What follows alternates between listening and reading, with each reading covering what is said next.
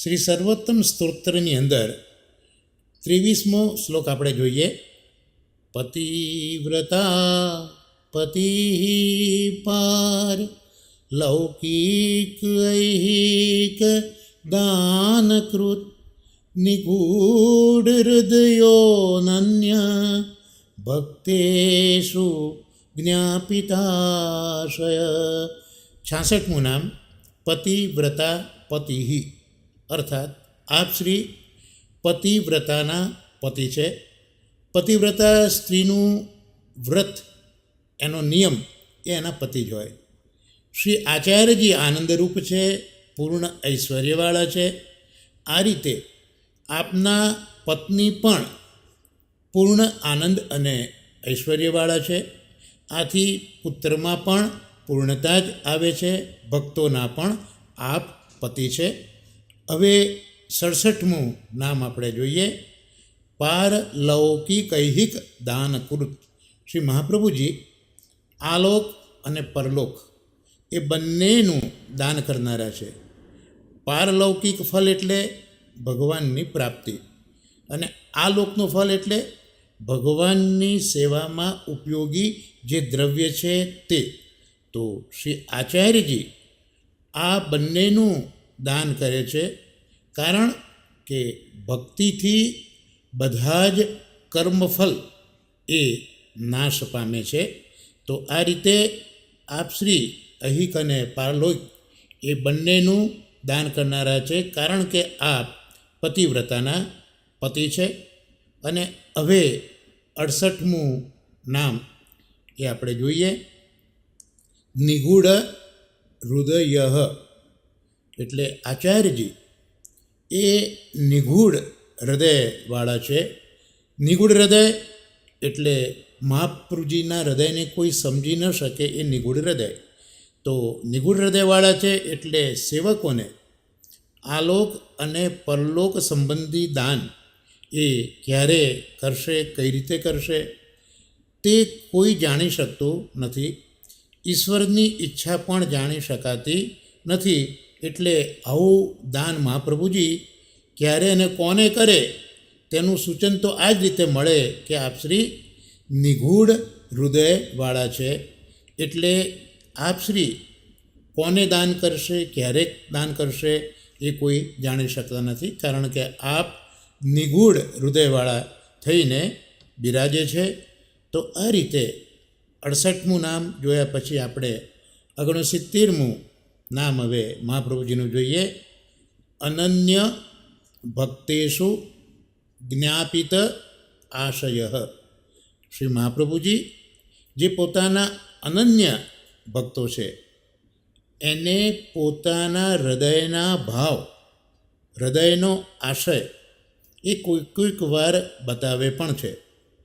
આચાર્યજીએ પોતાના ભક્તો ઉપર વિશેષ કૃપા જ્યારે કરવી હોય ત્યારે પોતાનો આશય એ ભક્તોને જણાવે છે. એટલે જ આપ પોતાના ભક્તને જે હૃદયના ભાવ વ્યક્ત કરે છે તે આ જ રીતે કરે છે કે અનન્ય ભક્ત હોય એની આગળ પોતાના ભાવ કોક વાર એ રજૂ કરે છે. એટલે જ ગંગાસાગરના પ્રસંગને આપણે યાદ કરીએ તો કૃષ્ણદાસ મેઘનને મુરમુરા અંગેનો ભાવ મહાપ્રભુજીએ જણાવ્યો હતો. હવે શ્લોક નંબર 24મો એ આપણે જોઈશું.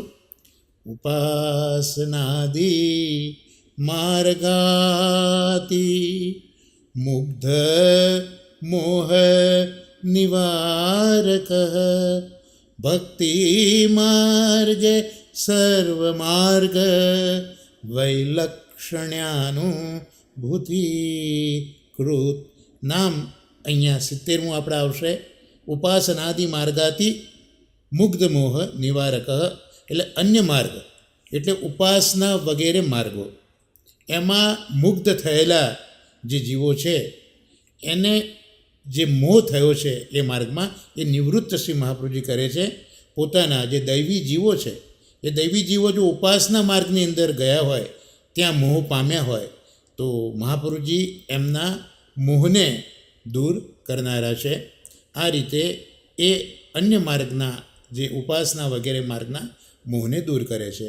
હવે 71મું નામ ભક્તિ માર્ગે સર્વમાર્ગ વૈલક્ષણ્યાનું ભૂતિકૃત. એટલે ભક્તિ માર્ગમાં બીજા માર્ગો કરતાં કંઈક વિલક્ષણતા છે એવો અનુભવ આપ કરાવે છે. એટલે માત્ર સમજાવવાથી સેવકોને સંપૂર્ણ અજ્ઞાન દૂર ન થાય. એટલે ભક્તિ માર્ગમાં કઈ વિશેષતા છે તેને આપ પોતાના ભક્તોને સમજાવે છે. એટલે જ પોતાના ભક્તો ભક્તિ માર્ગ કરતાં અન્ય માર્ગમાં મોહિત થયા હોય તો એમનો અન્ય માર્ગનો મોહ દૂર કરવા માટે શ્રી મહાપ્રભુજી જે પોતાનો ભક્તિ માર્ગ છે એ ભક્તિ માર્ગની વિલક્ષણતા પોતાના ભક્તોને સમજાવે છે. અને હવે શ્લોક નંબર 25મો આપણે જોઈશું. પૃથક શરણ માર્ગોપદે શ્રી કૃષ્ણ હાર્દવિત પ્રતિક્ષણ નિકુંજસ્થ લીલારસ સુપૂરિત.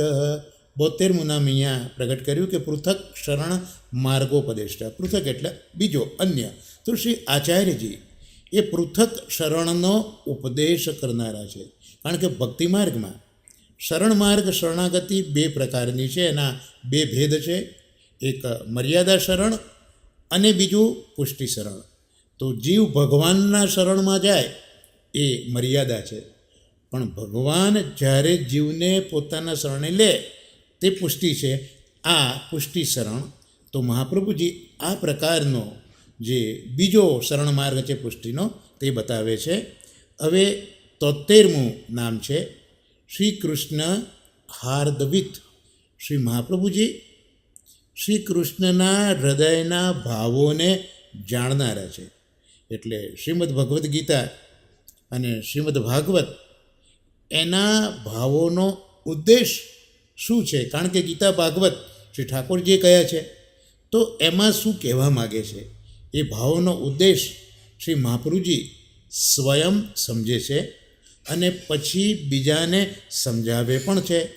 એટલે શ્રી આચાર્યજી સિવાય આ સામર્થ્ય અન્ય કોઈનું જ નથી. એટલે જ શ્રી મહાપ્રભુજી શ્રી ગીતા અને શ્રીમદ ભાગવતના જે વાક્યો છે એને સમજે છે, કારણ કે આપ શ્રી કૃષ્ણના હૃદયને જાણનારા છે એવા આપણા શ્રી મહાપ્રભુજી છે.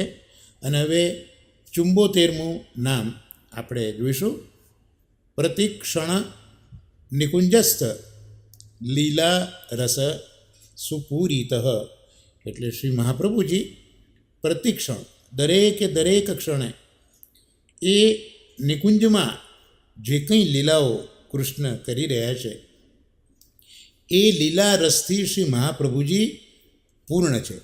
એટલે પુષ્ટિ માર્ગમાં શ્રી કૃષ્ણની નિકુંજ લીલાઓ એ જ પુષ્ટિ માર્ગમાં ફલ સ્વરૂપ છે. અને આપ શ્રી તો પ્રતિક્ષણ જે આ નિકુંજની લીલાઓ છે એનો અનુભવ કરે છે. એટલે એ અનુભવથી આપ આ નિકુંજની લીલાના રસથી પૂર્ણ રહે છે. અને એટલે જ આપ શ્રી કૃષ્ણના હાર્દને સમજી શકે છે. તો આ રીતે શ્રી મહાપ્રભુજી ઠાકોરજીના હાર્દને સમજે છે, કારણ કે એ લીલા રસથી પૂરિત છે. હવે શ્લોક નંબર 26મો એ આપણે જોઈશું. તત્કથા ક્ષિપ્ત ચિત્તસ્તદ્વિસ્મૃતાન્યો વ્રજ પ્રિય પ્રિય વ્રજ સ્થિતિ પુષ્ટિ લીલા કરતા રહ પ્રિય. 75મું નામ તત્ કથા ક્ષિપ્ત ચિત્ત. એટલે શ્રી મહાપ્રભુજીના ચિત્તમાં હંમેશા શ્રી કૃષ્ણ કથા જ રહેલી હોય છે. આપ શ્રીના ચિત્તમાં નિકુંજની અને ભક્તોની લીલા રસના જે અનુભવ છે એની કથા સદાય બિરાજતી હોય છે. અને અધિકારી જુએ તો એ અધિકારી આગળ પોતે આ જે રસ છે એનો અનુભવ આપ શ્રી કરાવે છે. આમ નિકુંજની કથાની અંદર આપનું ચિત્ત હંમેશા ડૂબેલું રહે છે. 76મું નામ આપણે જોઈશું. તદ વિસ્મૃતાન્ય. આપ શ્રી જે ભગવાનની કથા છે એ કથા સિવાય બીજું બધું જ ભૂલાવી દે છે. જે વાતનો ભગવાનની સાથે સંબંધ ન હોય તે વાતને શ્રી મહાપ્રભુજી સ્વયં ભૂલાવી દે છે. એટલે ભગવદ રસની જ્યારે કથા કહે ત્યારે એ ભગવદ રસના પ્રવેશની સાથે સાથે જે અન્ય વાતો છે જેનો સંબંધ પ્રભુ સાથે નથી એવી વાતો શ્રી મહાપ્રભુજી ભૂલાવી દે છે. એટલે સદાય ભગવદની લીલારસની કથા જ આપ શ્રી કરે છે. ત્યાર પછી 77મું નામ આપણે જોઈશું. વ્રજ પ્રિય. શ્રી મહાપ્રભુજીને વ્રજ ખૂબ જ પ્રિય છે. અત્યંત પ્રિય વ્રજ છે શ્રી મહાપ્રભુજીને. એટલે જે વ્રજ સંબંધી અને નિકુંજ લીલાની કથાના ચિંતનમાં આપ બધી જ વાતો ભૂલી જાય છે. અને વ્રજના જે અપ્રગટ સ્થળો છે એ પણ આપે પ્રગટ કર્યા છે.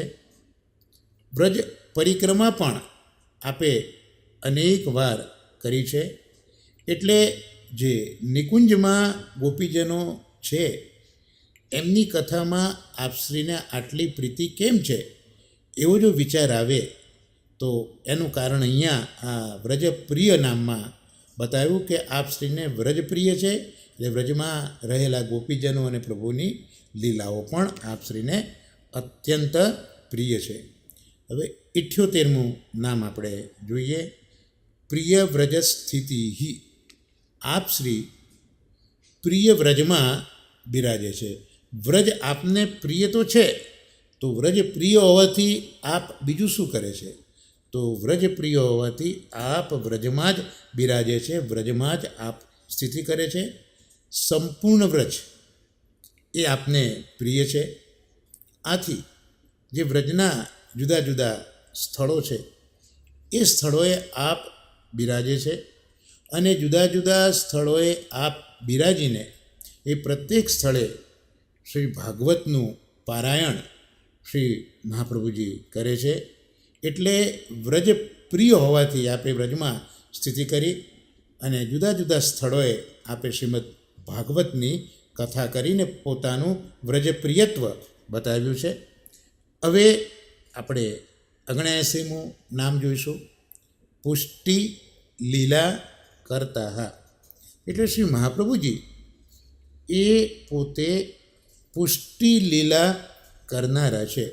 કારણ કે વ્રજ આપને પ્રિય છે.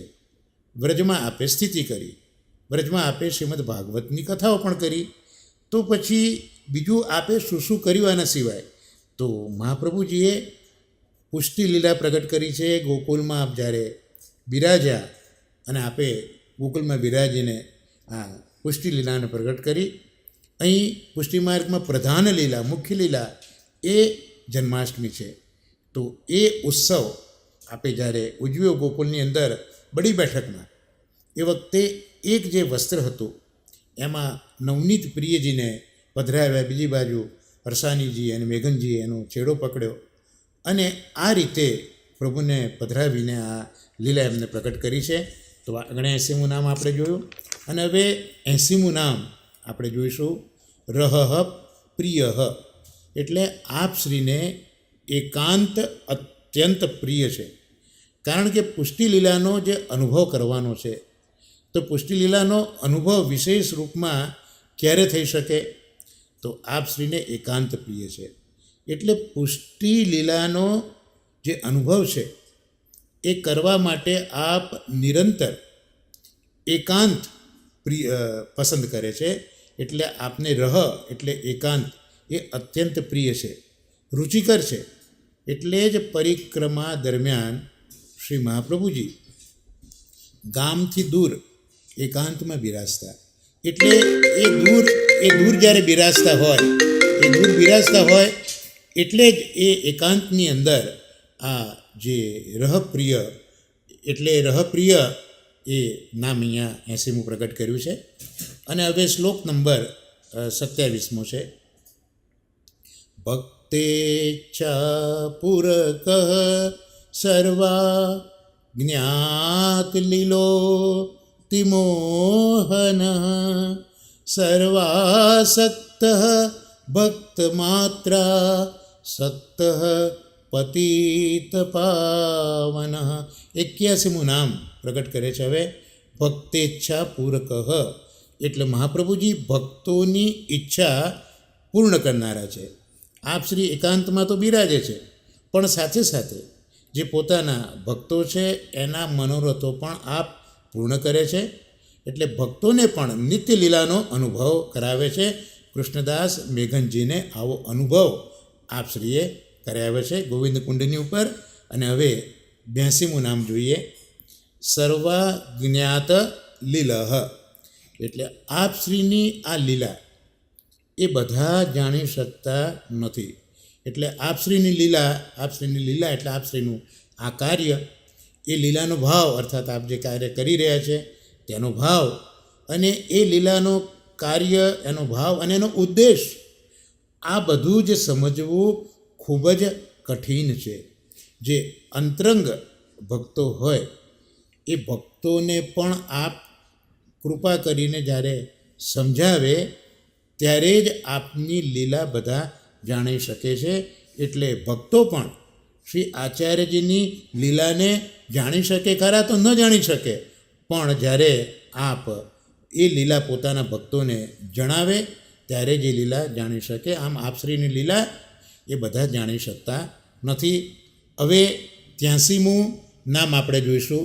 અને 83મું નામ છે અતિ મોહન. એટલે આપ શ્રી અત્યંત મોહન સ્વરૂપ છે. એટલે આપ શ્રી આચાર્યજીનું સ્વરૂપ એવું છે કે જોઈને જીવ પોતે મોહિત થઈ જાય છે. આથી આપની જે લીલાઓ છે એ લીલાઓનું જ્ઞાન જીવોને થઈ શકતું નથી. જે જીવ ઉપર આપની દ્રષ્ટિ પડે તે મુગ્ધ થઈ જાય છે. એટલે અહીંયા આપણે વિચાર આવે કે આપ પ્રત્યક્ષમાં કામ કરતા હોય તો પણ ભક્તને ખબર કેમ ન પડે? કારણ કે અતિ મોહન, આપનું સ્વરૂપ અતિ મોહ કરાવે એવું છે. એટલે જે જીવો નજીકમાં રહેતા હોય તે પણ મહાપ્રભુજીના સ્વરૂપથી મોહિત થઈ જાય છે. આવું મહાપ્રભુજીનું સ્વરૂપ છે. 84મું નામ પ્રગટ કર્યું. સર્વાસક્ત એટલે મહાપ્રભુજી બધા તરફ આસક્ત થતા નથી. એટલે આપશ્રીને પુષ્ટિમાર્ગીય ભક્તની જ અપેક્ષા છે. જે પુષ્ટિમાર્ગીય ભક્તો નથી એ બધા માટે શ્રી મહાપ્રભુજીને અપેક્ષા નથી, ચાહે તે જીવ હોય કે કોઈ પણ પદાર્થ હોય. એટલે શ્રી મહાપ્રભુજી જે મોહ કરાવે છે, પણ ભક્તો સિવાય પણ આપ બીજા ઉપર કૃપા કરે એવો જ્યારે વિચાર આવે ત્યારે અહીંયા ગોસાઈજી કહે છે આપ સર્વાસક્ત છે. એટલે આચાર્યજી બધા તરફ આસક્ત નથી, માત્ર જે પોતાના પુષ્ટિ માર્ગીય જીવો છે, પોતાના અનન્ય જીવો છે, એ અનન્ય જીવોની જ અપેક્ષા શ્રી મહાપ્રભુજી કરનારા છે. અને હવે 85મું નામ અહીંયા પ્રગટ કરે છે. ભક્ત માત્રા શક્ત અર્થાત આપ શ્રી એકમાત્ર ભક્ત ઉપર જ આસક્ત છે. એટલે શ્રી આચાર્યજીના શરણે જે પુષ્ટિ ભક્તો આવે છે તેના ઉપર જ આપ આસક્ત છે. કારણ કે આપણે જોયું કે મહાપ્રભુજી બધાની અપેક્ષા રાખતા નથી. એટલે માત્ર પોતાના શરણે આવેલા જે પુષ્ટિમાર્ગીય જીવો છે એના ઉપર જ મહાપ્રભુજી આસક્ત છે. અને એવા જ જીવો ઉપર આપ કૃપા કરે છે.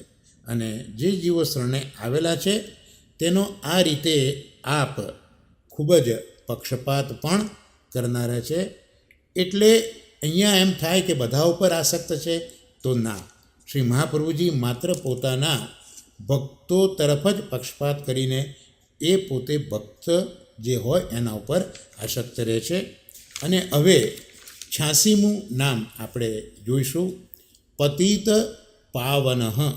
એટલે મહાપ્રભુજી જે પતિત જીવો છે એ પતિતોને પણ મહાપ્રભુજી પાવન કરનારા છે. કારણ કે આપણે આગળ જોયું કે પોતાના ભક્તોની જ અપેક્ષા છે, ભક્તો ઉપર જ આસક્ત છે. પણ આ પૈકી કોક ભક્ત એવો હોય કે જે પતિત થયો હોય તો મહાપ્રભુજી એના ઉપર પણ કૃપા કરે ખરા. તો ગુસાઈજી કહે છે કે આપ તો પતિત પાવન છે, એટલે જે પોતાનો ભક્ત પતિત થયો છે તેને પણ એ પાવન કરે છે. અને ભક્તિ માર્ગની અંદર તો જે ભક્તિ માર્ગથી વિરુદ્ધ છે, વિરુદ્ધ આચરણ કરે છે તે જ પતિત કહેવાય. કારણ કે આ માટે કોઈ જ પ્રાયશ્ચિત હોતું નથી, સંભવ નથી. આવા પતિતોનો ઉદ્ધાર કરનારા શ્રી મહાપ્રભુજી છે પતિત પાવન. હવે શ્લોક 28 જોઈએ. સ્વયશોગાન સંરુષ્ટ હૃદયાંભોજ વિષ્ટર યશ પિયુષ લહરી પ્લાવિતાન્ય રસ પર. 87મું નામ, સ્વ યશોગાન સંરુષ્ટ હૃદયાંભોજ વિષ્ટર. અર્થાત શ્રી મહાપ્રભુજીના જે યશોગાન છે એ યશોગાનથી એમના જે ભક્ત છે એ ભક્તોનું હૃદય નિર્મળ થાય છે. અને નિર્મળ થયેલા ભક્તોનું હૃદય એ આસન બને છે. અને એવા હૃદયરૂપી આસન ઉપર શ્રી મહાપ્રભુજી સદાય બિરાજીને રહેશે. તો મહાપ્રભુજી પોતાના ભક્તોના હૃદયમાં આ રીતે સદાય બિરાજીને રહેશે. હવે 88મું નામ, યશ પિયુષ લહરી પ્લાવિતાન્ય રસ. યશ પિયુષની લહેરીથી આપ અન્ય રસોને ડૂબાડી દે છે. એટલે જે મહાપ્રભુજી છે એમના ભક્તો નિરંતર પોતાના ગુરુ, પોતાના આચાર્ય, પોતાના સર્વસ્વ એવા મહાપ્રભુજીના યશનું સતત ગાન કર્યા જ કરે છે. એટલે એ ગાનના લીધે એ સિવાયના જેટલા રસો છે એ રસો બધા દૂર થઈ જાય છે, બધા રસો ડૂબી જાય છે, દૂર થાય છે. એટલે આપ જે નિરંતર આપનું ગાન કરનારા ભક્તો છે એ ભક્તોના હૃદયમાં આપ સદા સ્થિતિ કરીને રહેશે. તો આ રીતે મહાપ્રભુજી પોતાના ભક્તોના હૃદયમાં જે સદાય એમના યશનું ગાન કરે છે, એમના હૃદય જે નિર્મળ થયા છે ભક્તોના ત્યાં નિવાસ કરે છે. 89મું નામ હવે આપણે જોઈશું, પરહ. પર એટલે આચાર્યજી, ક્ષર અને અક્ષર એ બંનેથી પર છે. શ્રીમદ ભગવદ્ ગીતામાં પણ પ્રભુની આ જ આજ્ઞા છે કે ક્ષર અને અક્ષરથી હું પર છું. અને આપણા શ્રી મહાપ્રભુજી છે એ પણ પુરુષોત્તમ જ છે. એટલે આપ શ્રીનું સ્વરૂપ પણ એ શ્રીમદ પ્રભુ કૃષ્ણ એમના જેવું જ આપનું સ્વરૂપ છે. એટલે આમ પુરુષોત્તમની જે લીલારસનું ગાન છે એ કરવામાં અન્ય જે રસો છે એનો વિલય થાય છે. એટલે આપ જ્યારે પર છે ત્યારે પોતાના ભક્તો આ પર પુરુષોત્તમ એવા પ્રભુનું, ભગવાનનું, વલ્લભનું ગાન કરે છે. એટલે બીજા બધા જ રસો દૂર થાય છે. કારણ કે ઠાકોરજી અને વલ્લભ એ પર છે, એ હંમેશા અક્ષર અને અક્ષરથી પણ પર છે. હવે શ્લોક 29મું જોઈએ. લીલામૃત રસાર્દ્રાર્દ્રી કૃતાખિલ શરીરભૂત ગોવર્ધન સ્થિત્યુત્સાહ તલ્લીલા પ્રેમ પૂરિત. ત્યાં 90મું નામ પ્રગટ કરે છે. લીલામૃત રસાર્દ્રાર્દ્રી કૃતાખિલ શરીર ભૃત. એટલે બધા જ જે દેહધારીઓ છે, શરીર ધારણ કરનારા છે, એ બધાને દ્રવિત કરનારા શ્રી મહાપ્રભુજી છે. દ્રવિત એટલે રસમય કરે છે. કારણ કે આપ શ્રી પર છે, રસાત્મક પુરુષોત્તમ છે. એટલે આપના સ્વરૂપ નું જે લીલામૃત છે એ લીલામૃતથી આપ બધા સેવકોને રસમય કરી દેશે. 91મું નામ ગોવર્ધન સ્થિત્યુત્સાહ, એટલે આપ શ્રી ગોવર્ધનમાં રહેવા માટે, સ્થિતિ કરવા માટે આપ ઉત્સાહિત છે, ઉત્સાહ રાખે છે. તો શ્રી મહાપ્રભુજીને ગોવર્ધનમાં બિરાજવું, સ્થિતિ કરવી બહુ ગમે છે. કારણ કે ગોવર્ધનમાં ભગવાનની વિશિષ્ટ લીલાઓ રહેલી છે. જે ગિરિરાજજી છે એ ભગવાનની, કૃષ્ણની જે વિશિષ્ટ લીલાઓ છે એનું સ્થળ છે. એટલે અહીંયા આપ જે પોતાના શરણાગતો છે ભગવાન શ્રી કૃષ્ણ આ ગિરિરાજજીની લીલામાં, ગોવર્ધન લીલામાં પોતાના શરણાગતોના રક્ષક બન્યા છે. આપણે ભાગવતમાં જોઈએ છે શ્રી ગિરિરાજજી તો હરિદાસ વર્ય છે. એટલે અહીંયા રહેવા માટે શ્રી મહાપ્રભુજી હંમેશા ઉત્સાહ કરે છે. હવે 92મું નામ આપણે જોઈએ તલ લીલા પ્રેમ પૂરિત, એટલે આપ શ્રી ગોવર્ધન લીલાના પ્રેમથી પૂરિત છે. આપ શ્રી ગોવર્ધન અને એની તળેટીમાં વિશિષ્ટ ભગવદ લીલાઓનો સાક્ષાત્કાર કરે છે. કારણ કે શ્રી કૃષ્ણે અહીંયા ગિરિરાજજીની તળેટીમાં અને ગિરિરાજજી ઉપર, ગોવર્ધન ઉપર ખૂબ લીલાઓ કરી છે. અને આપણે ત્યાં તો નિત્ય લીલા છે. એટલે મહાપ્રભુજીને પણ આ રીતે શ્રી ગિરિરાજજી ઉપર અને ગિરિરાજજીની તળેટીમાં ત્યાં રહીને આપ જે આ વિશિષ્ટ લીલાઓ છે એનો સાક્ષાત્કાર કરે છે. અને તે જ લીલાઓ છે એના પ્રેમથી આપ પૂરિત છે. એટલે તલ લીલા, એટલે ગિરિરાજજી ઉપર જે લીલા કરી છે, ગિરિરાજજીની જે લીલાઓ છે એના પ્રેમથી શ્રી મહાપ્રભુજી એ પૂરિત છે. હવે શ્લોક નંબર 30 આપણે જોઈશું. યજ્ઞ ભોક્તા યજ્ઞ કરતા ચતુર્વર્ગ વિશારદ સત્ય પ્રતિજ્ઞ સ્ત્રી ગુણાતીતો નય વિશારદ.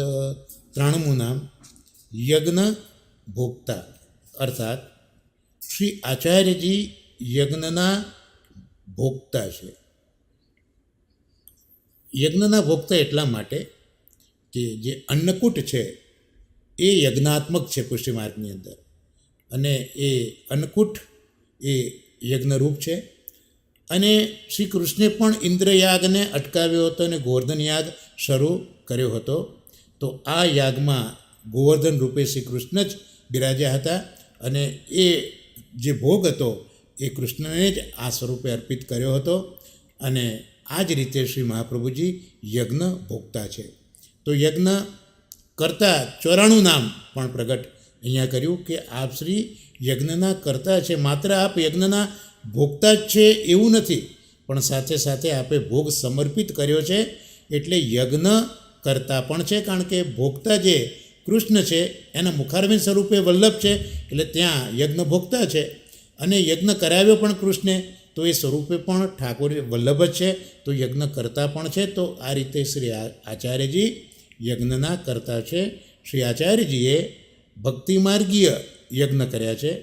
વૈદિક યજ્ઞો પણ આપે કર્યા તો છે જ, પણ ગોવર્ધન યાગ કઈ રીતે કરવો એ તો શ્રી કૃષ્ણે જ નિરૂપણ કરેલું હતું. અને આપ શ્રી કૃષ્ણના જ મુખારવિંદ સ્વરૂપ છે. અને એટલે જ આપ આના વિશેષ જાણકાર છે.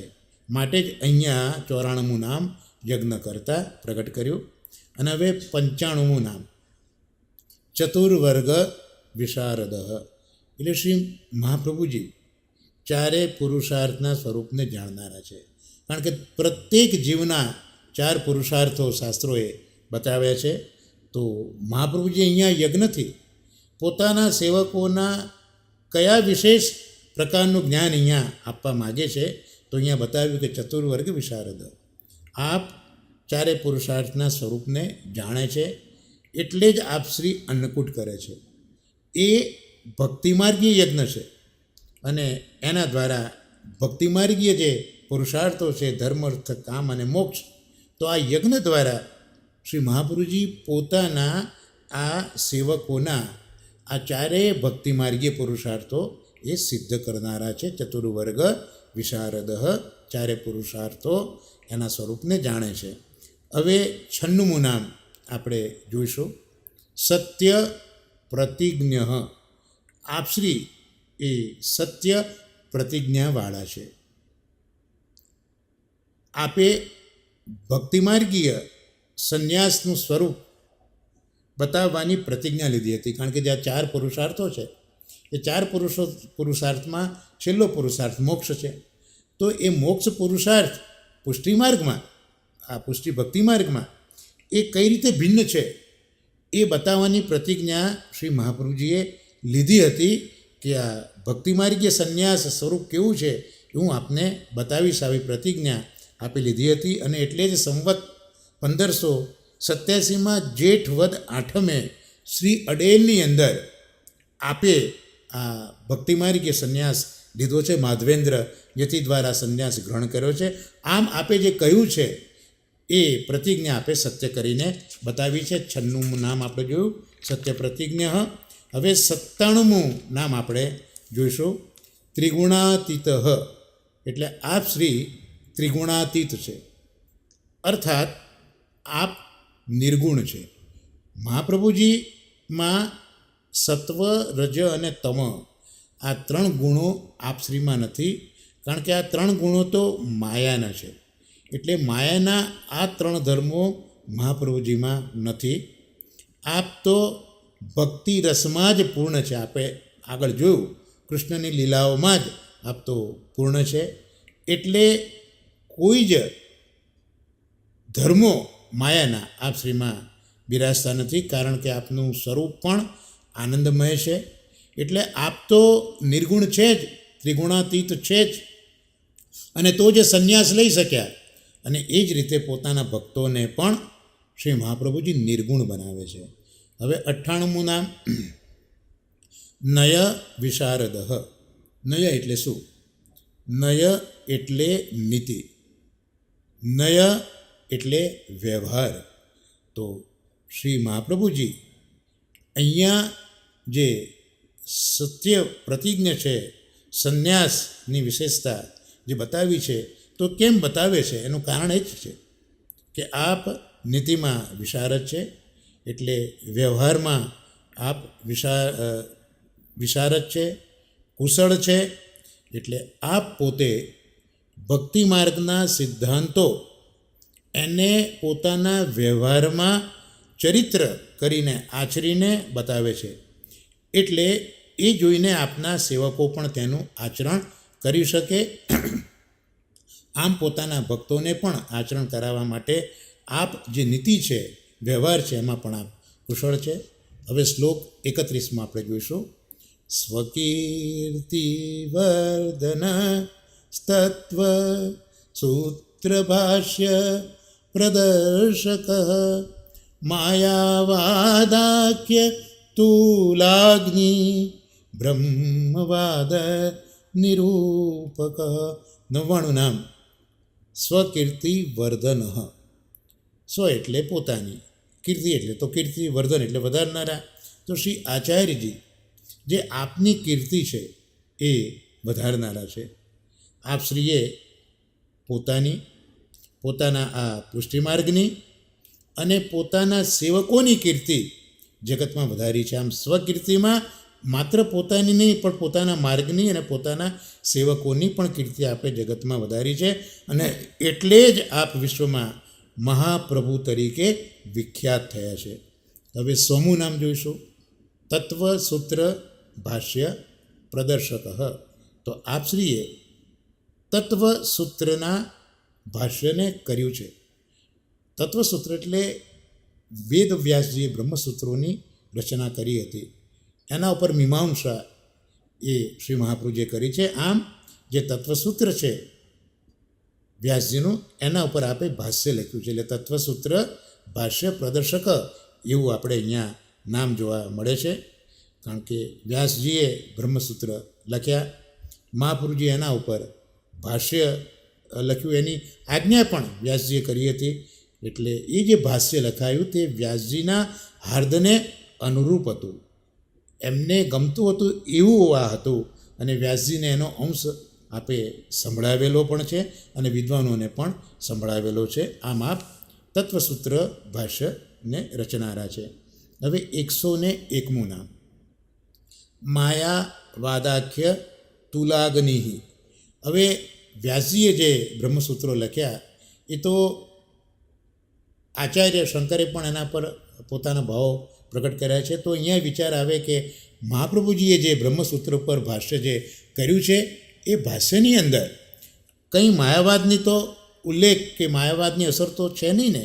તો એના માટે અહીંયા નામ પ્રગટ કર્યું કે માયાવાદા કે તુલાગ્નિ આપશ્રી. માયાવાદ રૂપી તુલ એના માટે અગ્નિરૂપ છે. તુલ એટલે રૂ અને આપશ્રી તો અગ્નિ સ્વરૂપ છે. એટલે માયાવાદ રૂપી જે તુલ છે એને આપશ્રી ભસ્મ કરી દે છે. અને આ માટે આપે પત્રાવલંબન ગ્રંથ લખ્યો હતો અને કાશી વિશ્વેશ્વરના મંદિરમાં લગાડ્યો હતો અને માયાવાદને નિરસન કર્યું છે. આમ આપશ્રીના આ સૂત્રોની અંદર માયાવાદ જરા પણ નથી. 102મું નામ બ્રહ્મવાદ નિરૂપક. તો મહાપ્રભુજીએ આ માયાવાદ તો નષ્ટ કર્યો, તો વાદ તો ઘણા છે. તો મહાપ્રભુજીએ પોતાનો કયો વાદ નિરૂપિત કર્યો માયાવાદ દૂર કરીને, આ બ્રહ્મસૂત્રો લખીને ભાષ્ય લખીને? તો અહીંયા કહ્યું કે બ્રહ્મવાદ નિરૂપક. અર્થાત આપશ્રીએ બ્રહ્મવાદનું નિરૂપણ કર્યું છે. બ્રહ્મવાદના આપ નિરૂપક છે. આપે માયાવાદનું નિરસન કર્યું, નિરાકરણ કર્યું અને બ્રહ્મવાદની આપે સ્થાપના કરી છે. આ બ્રહ્મવાદમાં એ જ વસ્તુ છે કે આ સમગ્ર બ્રહ્માંડની જે ઉત્પત્તિ છે એ બ્રહ્મથી જ છે એવું આપે કહ્યું છે. ને એવું કહેનારા માત્ર આપણા આચાર્યજી જ છે. એટલે અહીંયા દરેક પદાર્થ વિશ્વમાં જળ ચેતન જે કંઈ છે એ બ્રહ્મનું જ સર્જન છે અને બ્રહ્મ સત્ય છે. માટે આ જગત પણ સત્ય છે. આવો બ્રહ્મવાદ આપે નિરૂપિત કર્યો છે. અને હવે શ્લોક 32મો આપણે જોઈશું. અપ્રાકૃતાખિલાકલ્પ ભૂષિત સહજસ્મિત ત્રિલોકી ભૂષણમ ભૂમિ ભાગ્યમ સહજ સુંદર. એટલે 103મું નામ અહીંયા કહ્યું કે અપ્રાકૃતાખિલાકલ્પ ભૂષિત. શ્રી આચાર્યજીના આભૂષણો, એ આભૂષણો અપ્રાકૃત છે અને અપ્રાકૃત અખિલ રૂપમાં છે.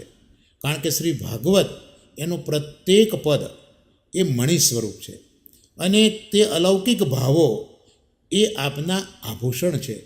ભક્તિ અને એનો આચાર બંનેનો પોતાના સ્વરૂપમાં આપ અનુભવ કરાવે છે. 104મું નામ સહજ સ્મિત. શ્રી મહાપ્રભુજીના સ્વરૂપમાં આ બધા ભાવો છે એનો અનુભવ કઈ રીતે થાય? તો અહીંયા 104મું નામ કહ્યું સહજ સ્મિત. એટલે મહાપ્રભુજીનું મુખારવિંદ એ સહજ સ્મિતવાળું છે.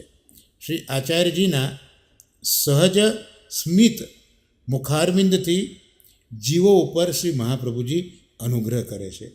આ રીતે પોતાનું જે સ્વરૂપ છે એ સ્વરૂપનો શ્રી મહાપ્રભુજી બોધ કરે છે.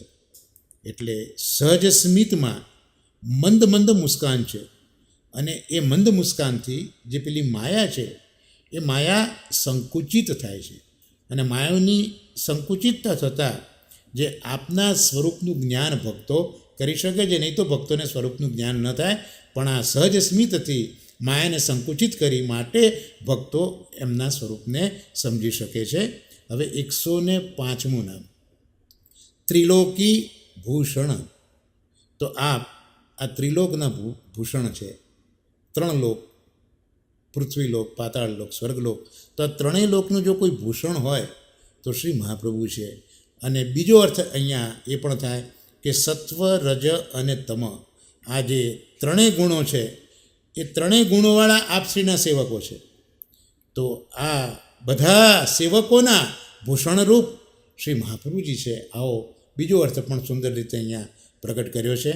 અને જે ભક્તો છે એ ભક્તોને હાસ્યથી શ્રી મહાપ્રભુજી આકર્ષે છે અને ભક્તોને હાસ્યથી આકર્ષે છે અને ભક્તો આવે એટલે મંદહાસ કરે છે, અને મંદહાસ કરે એટલે પેલી માયા સંકોચાય છે, એટલે એમના જે આ દોષો છે બધા દૂર થાય છે માયાના, અને લીલા રસનું દાન શ્રી મહાપ્રભુજી આ રીતે કરે છે.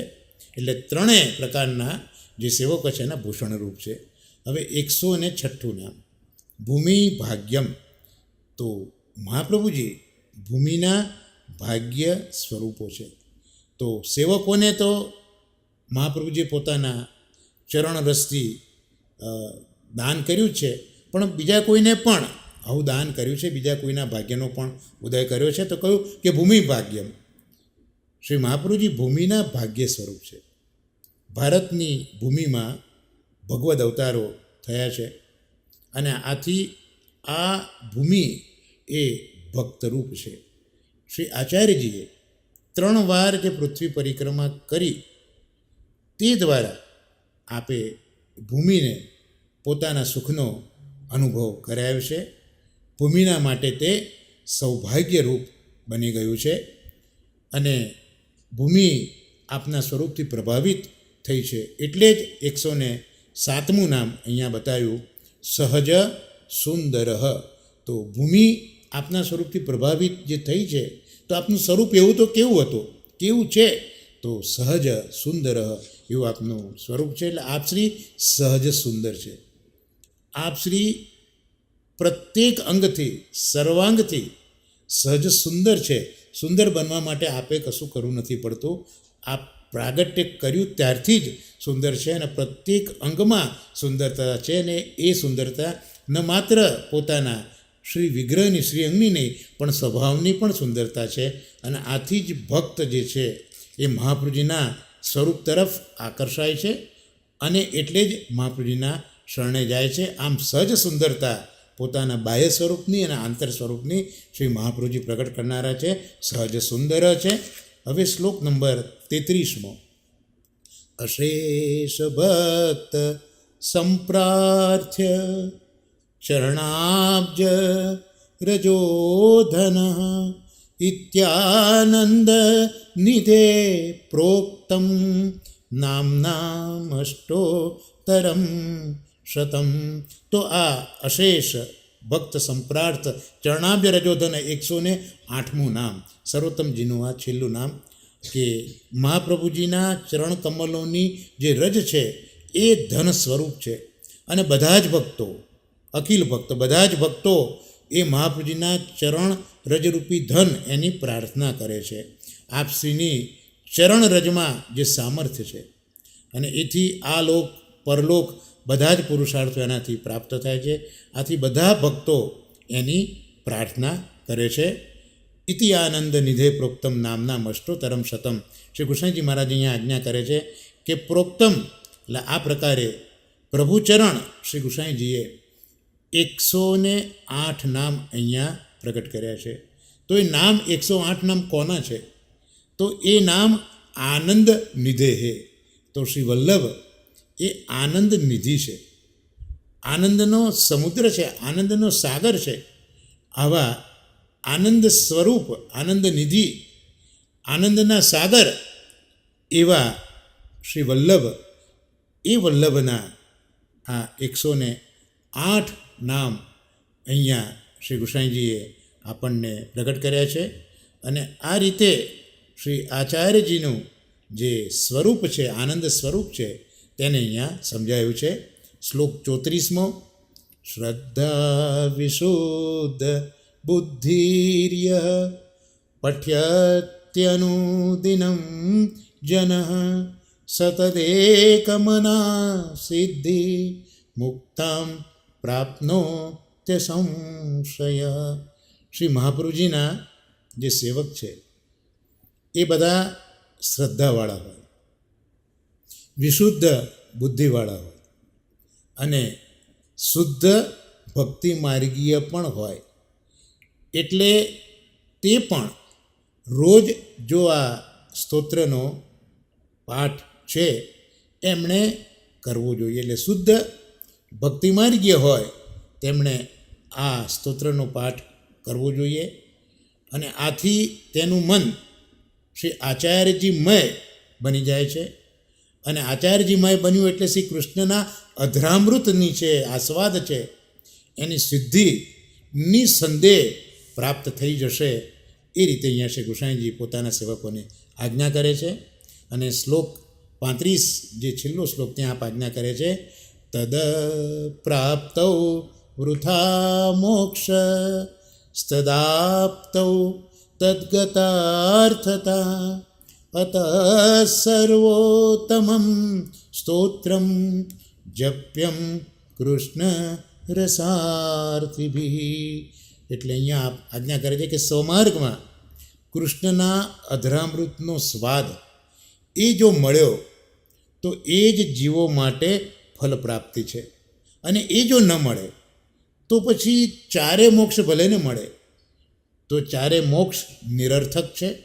એટલે જે કૃષ્ણ રસના અર્થી છે, જેને કૃષ્ણ રસ જોઈએ છે, એમણે તો સર્વોત્તમ સ્તોત્રનો પાઠ જપ અવશ્ય કરવો જ જોઈએ. આ રીતે શ્રીમદ પ્રભુચરણે સ્વકીય પુષ્ટિ માર્ગીય અનુયાયીઓને કૃષ્ણધરામૃતરૂપ સર્વોત્તમ ફલનો આસ્વાદ પ્રદાન કરવા આ સર્વોત્તમ સ્તોત્રનું નિરૂપણ કર્યું છે. આ સાથે શ્રી કૃષ્ણજી મહારાજે પ્રગટ કરેલું સર્વોત્તમ સ્તોત્ર અહીંયા સંપન્ન થયું.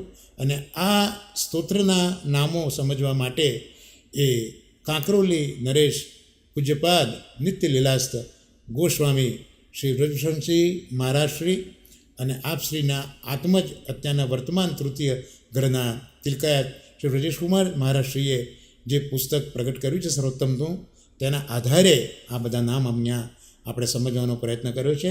એટલે આ બંને આચાર્યોને સદૈન્ય હું દંડવત પ્રણામ કરું છું. અને આ સમગ્ર જે આપણે નામોનો અહીંયા સંગ્રહ જોયો, જે કંઈ આપણે સમજ્યા, એ આ નામ સેવા મારી પણ આ બંને આચાર્યોના ચરણોમાં નિવેદિત કરીને આ સર્વોત્તમજીના સત્સંગને અહીંયા વિરામ આપીશું. સર્વે વૈષ્ણવોને મારા દંડવત પ્રણામ. શ્રી વલ્લભાધીશ કી જય. શ્રી ગુસાઈજી પરમ દયાલ કી જય.